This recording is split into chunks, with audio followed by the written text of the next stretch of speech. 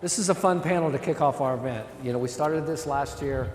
We brought together 4 of the leading advisors and consultants. You know, to my left, I have Sean Clem with Pacific Resources, Barbara Niewick with PricewaterhouseCoopers, Christian Marino with Lockton Dunning Benefits, and Josh Tauber with Accenture. And our goal with this panel is really to create and start the dialogue for the whole day and a half that we're going to be together. Getting each of their expert opinion and outlook on what they're seeing with their clients, what they're seeing through their research, etc. So I'm going to ask each of the panelists to kind of open up and do kind of 5 to 7 minute deeper self-introduction, and then kind of lay out their key talking points. As Doug kindly cited at the beginning of the session, we just published our latest estimates this previous month, and we've seen that exchanges, private exchanges, have continued to grow very significantly. We are very bullish on this business. We think it is an incredibly important consumer-driven trend. And growth of 35%, I think, as was indicated, is a slowing of a rate of over 100% from prior years, but we still see as being very material.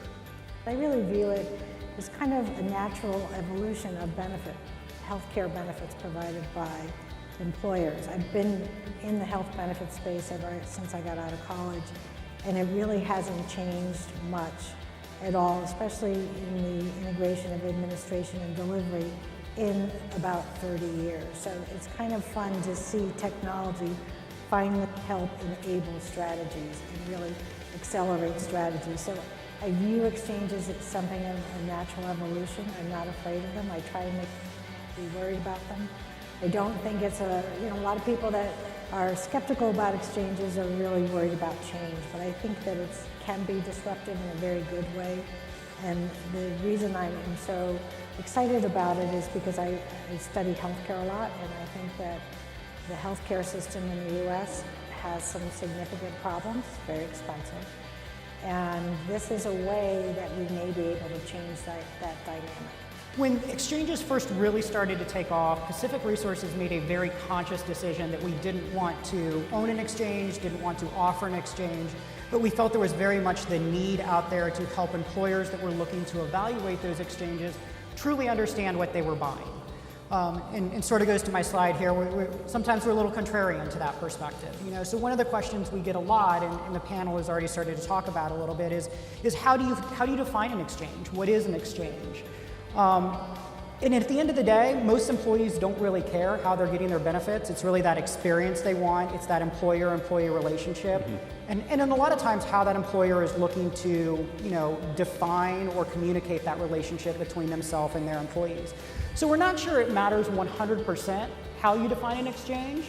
The one thing we do, I think a lot of us agree on up here is it's a lot like a car. We tend to think it's kind of a set of plan designs, some choices that are out there, leveraging some technology or some decision support tools that are out there from an employee perspective. This is more specific to the middle market. As we talk about them with employers, there are a lot of comparisons to the transition from the defined benefit pension plans to 401ks, right? There's a lot of similarities here. We use words like de-risking, or we want to change into the employee hands and transfer that choice. And the sense that we have is that draws a lot of false conclusions, because there are fundamental and systemic differences between the retirement industry and the healthcare one. Number one, we are not truly de-risking, particularly if this is a middle market employer, the self-funded ERISA plan sponsor of which future claims experience will dictate future costs, right? So the de-risking is somewhat mythological, at least in the self-funded space. And the second is, healthcare is a very immediate need versus the switch to a 401k platform, which, we're talking about a decision today for a 20 to 30 year down the road. And so that comparison has what we've seen in the market has drawn employers to make some decisions that maybe didn't shake out to be what they thought it would be on the front end.